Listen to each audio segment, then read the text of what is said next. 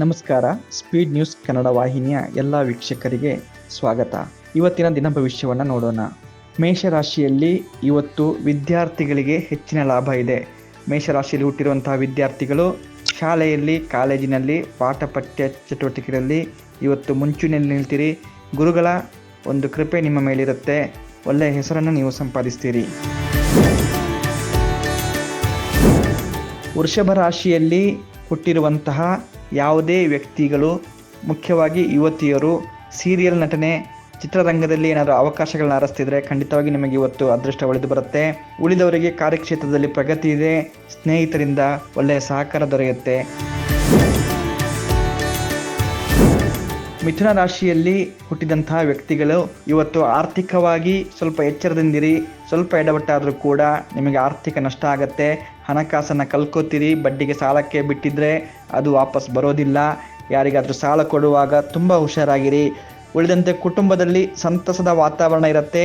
ದೀರ್ಘಕಾಲದಲ್ಲಿ ಏನಾದರೂ ನೀವು ಪ್ಲ್ಯಾನಿಂಗ್ ಮಾಡಿಕೊಂಡಿದ್ರೆ ಅದರಲ್ಲಿ ನಿಮಗೆ ಯಶಸ್ಸು ಸಿಗುತ್ತೆ. ಕಟಕ ರಾಶಿಯವರಿಗೆ ಇವತ್ತು ಅಂಥ ಒಳ್ಳೆಯ ದಿನ ಅಂತೂ ಅಲ್ಲ. ಒಂದು 50-50 ಚಾನ್ಸಸ್ ನೀವು ತಗೋಬಹುದು. ಸ್ವಲ್ಪ ಅಡೆತಡೆಗಳು ಉಂಟಾದರೂ ಕೂಡ ಕೆಲವು ಕೆಲಸಗಳಲ್ಲಿ ನಿಮಗೆ ಯಶಸ್ಸು ಸಿಗತ್ತೆ. ಹೊಸ ಪರಿಚಯ ಆಗುವಂತಹ ಹೊಸ ಗೆಳೆಯರಿಂದ ನಿಮಗೆ ಸಹಕಾರ ಸಿಗತ್ತೆ. ಅವರಿಂದ ನಿಮಗೆ ಲಾಭ ಆಗುತ್ತೆ. ಉಳಿದಂತೆ ಸ್ವಲ್ಪ ಆರೋಗ್ಯದ ಕಡೆ ಹೆಚ್ಚಿನ ಗಮನ ಇಡಿ. 50-50 ಇವತ್ತಿನ ದಿನ ನಿಮ್ಮ ಪಾಲಿಗಿರುತ್ತೆ. ಸಿಂಹರಾಶಿಯವರು ಇವತ್ತು ಕುಣಿದು ಕುಪ್ಪಳಿಸುವಂತಹ ದಿನ.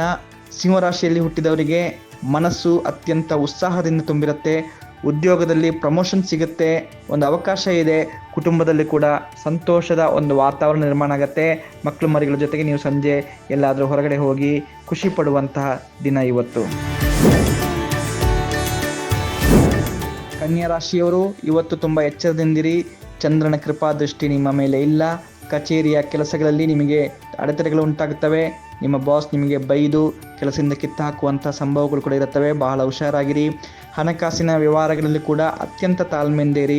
ಸ್ನೇಹಿತರಿಂದ ಸಹಕಾರ ದೊರೆತರೂ ಕೂಡ ದುಡ್ಡಿನ ವಿಚಾರದಲ್ಲಿ ಹಣ ಇವತ್ತು ಪ್ರವಾಹದಂತೆ ಖಾಲಿಯಾಗಬಹುದು. ಕುಟುಂಬದಲ್ಲಿ ಯಾರಿಗಾದರೂ ಅನಾರೋಗ್ಯ ಇದ್ದರೆ ಅವರನ್ನು ಆಸ್ಪತ್ರೆಗೆ ಕರ್ಕೊಂಡು ಹೋದರೆ ಇವತ್ತು ಹೆಚ್ಚಿನ ಹಣಕಾಸಿನ ನಷ್ಟ ಆಗುತ್ತೆ. ಹಾಗಾಗಿ ಸ್ವಲ್ಪ ನೋಡಿಕೊಂಡು ವ್ಯವಹಾರಗಳನ್ನ ಮಾಡಿ. ತುಲಾ ರಾಶಿಯವರಿಗೆ ಇವತ್ತು ಜಾಕ್ಪಾಟ್ ಹೊಡೆಯುವಂತಹ ದಿನ. ಹೊಸ ಆಲೋಚನೆಗಳು ಏನಾದರೂ ಮಾಡಿಕೊಂಡಿದ್ರೆ ಖಂಡಿತವಾಗಿ ಅದನ್ನು ಜಾರಿಗೆ ತನ್ನಿ. ಯಶಸ್ಸು ಸಿಗುತ್ತೆ, ಲಾಭ ಆಗುತ್ತೆ. ಕುಟುಂಬದಲ್ಲಿ ಸಂತೋಷ ಕೂಡ ಇರುತ್ತೆ. ಹಳೆಯ ಕೆಲಸಗಳೇನಾದರೂ ಮಾಡಿಕೊಂಡು ಪೆಂಡಿಂಗ್ ಆಗಿದ್ರೆ ಅವು ಕೂಡ ಇವತ್ತು ಪೂರ್ತಿಯಾಗಿ ನಿಮಗೆ ಒಳ್ಳೆಯ ಲಾಭವನ್ನು, ಅದೃಷ್ಟವನ್ನು ತರುವಂತಹ ಒಂದು ಸುದಿನ ಆಗಿರುತ್ತೆ. ಒಳ್ಳೆಯ ನಿಮ್ಮ ದೇವರನ್ನು, ಮನೆ ದೇವರನ್ನು ಪ್ರಾರ್ಥಿಸಿಕೊಂಡು ಕೆಲಸಗಳನ್ನು ಮಾಡಿ ಒಳ್ಳೆಯದಾಗುತ್ತೆ. ವೃಶ್ಚಿಕ ರಾಶಿಯವರಿಗೆ ಇವತ್ತು ನಿರುದ್ಯೋಗಿಗಳು ಯಾರಿದ್ದೀರೋ ಅವರಿಗೆ ಇವತ್ತು ಒಳ್ಳೆಯ ದಿನ. ನೀವೆಲ್ಲಾದರೂ ಕೆಲಸಕ್ಕೆ ಹೋದರೆ, ಅರ್ಜಿಗಳನ್ನ ಹಾಕಿದರೆ ಖಂಡಿತವಾಗಿ ಕೂಡ ನಿಮಗೆ ನೌಕರಿ ಸಿಗತ್ತೆ. ಮುಖ್ಯವಾಗಿ ಹಣಕಾಸು ಕ್ಷೇತ್ರದಲ್ಲಿ, ಇನ್ಶೂರೆನ್ಸ್, ಹೆಲ್ತ್ ಇನ್ಶೂರೆನ್ಸ್, ಫೈನಾನ್ಸ್ ಕ್ಷೇತ್ರಗಳಲ್ಲಿ ಯಾರಿಗಾದರೂ ಕೆಲಸ ಮಾಡುವ ಆಸಕ್ತಿ ಇದ್ದರೆ, BCom ಓದಿರೋರು, MCom ಓದಿರೋರು, ಟ್ಯಾಕ್ಸೇಷನ್ ಮಾಡೋರಿಗೆ ಇವತ್ತು ಕೆಲಸದಲ್ಲಿ ಅದೃಷ್ಟ ಕೈ ಹಿಡಿಯುತ್ತೆ. ಮನೆಯಲ್ಲಿ ಸುಖ, ಶಾಂತಿ, ನೆಮ್ಮದಿ ಖಂಡಿತವಾಗಿ ಇದ್ದೇ ಇರುತ್ತೆ. ಸ್ವಲ್ಪ ನಿಮ್ಮ ಮನೆ ದೇವರನ್ನು ಪ್ರಾರ್ಥಿಸಿಕೊಂಡು ಮುಂದುವರಿಯಿರಿ.